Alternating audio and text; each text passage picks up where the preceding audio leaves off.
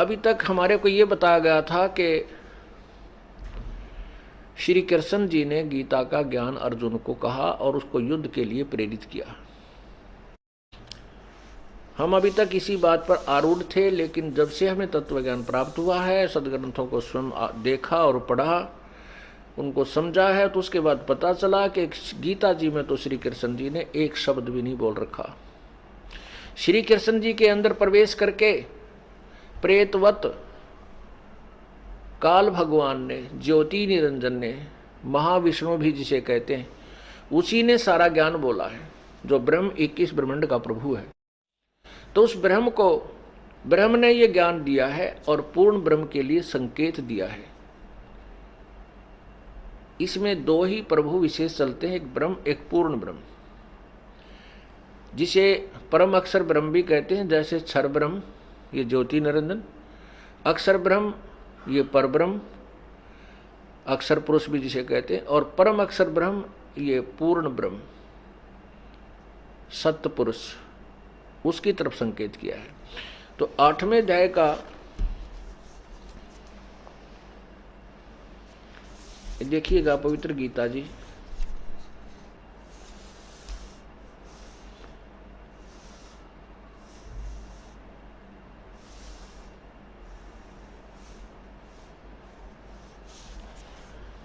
अब 7वें अध्याय का 29वां श्लोक आपको दिखाते हैं।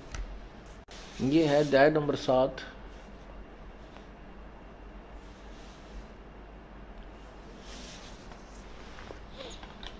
ये है अध्याय नंबर 7 का श्लोक नंबर 29।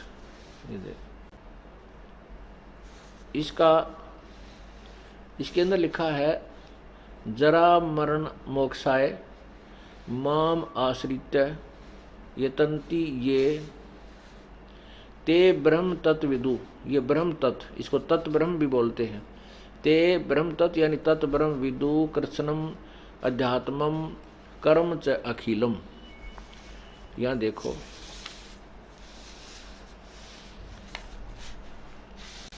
अब ये कहा कि ये जो मेरे, अब उसका अनुवाद है 7वें अध्याय के 29वें श्लोक का, जो मेरी आश्रित मन शरण होकर जरा और मरण से छूटने के लिए यत्न करते हैं, वे पुरुष तत्, अब देखो तत् उस ब्रह्म को, अब तत् ब्रह्म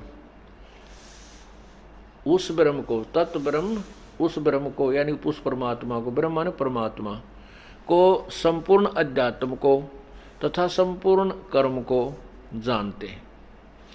अब ये 30 श्लोक है, ये 8वां अध्याय यहां आ गया,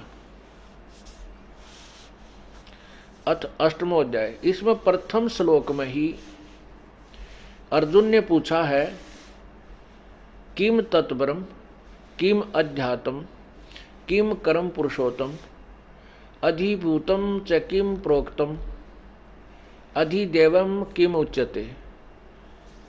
क्या पूछा है कि पुरुषोत्तम, वह तत्व ब्रह्म क्या है, वह पुरुषोत्तम तत्व ब्रह्म किम, वह ब्रह्म क्या है, तत्व ब्रह्म कौन है। अब देखो इसका 8वें अध्याय के यहाँ श्लोक नंबर 3 में उत्तर दिया है गीता ज्ञानदाता ने। श्री भगवान उवाच, परम अक्षर ब्रह्म है, वह परम अक्षर ब्रह्म है, परम अक्षर ब्रह्म, परमम अक्षरम ब्रह्म, परम अक्षर ब्रह्म है। अब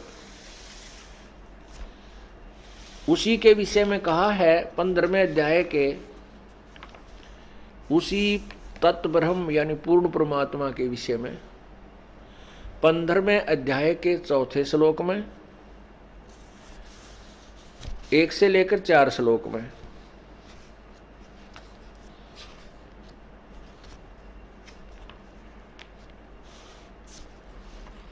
स्पष्ट करते हुए 4थे श्लोक में कहा है,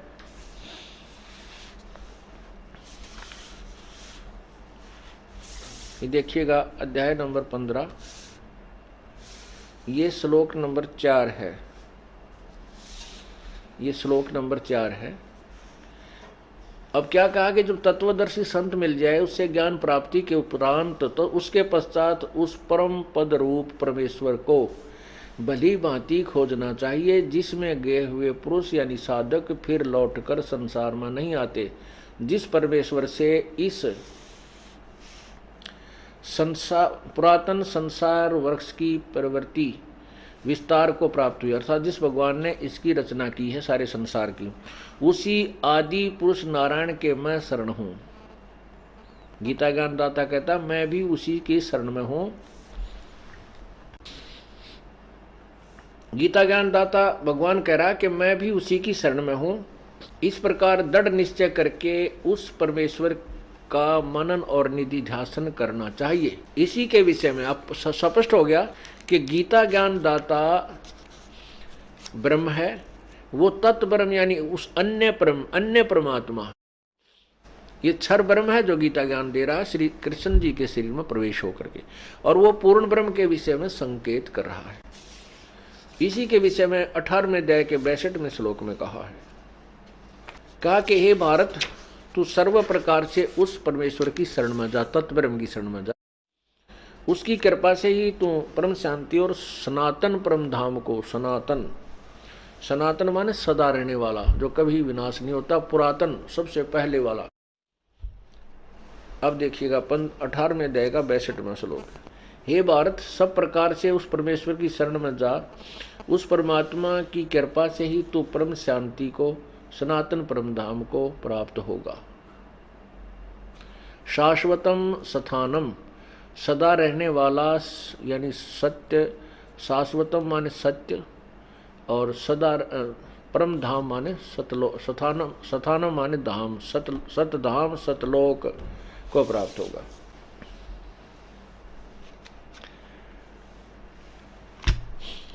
परमेश्वर कबीर परमेश्वर जी हमें यही बताने के लिए आए थे कि वो तत्व ब्रह्म कौन है, उसकी प्राप्ति कैसे होगी।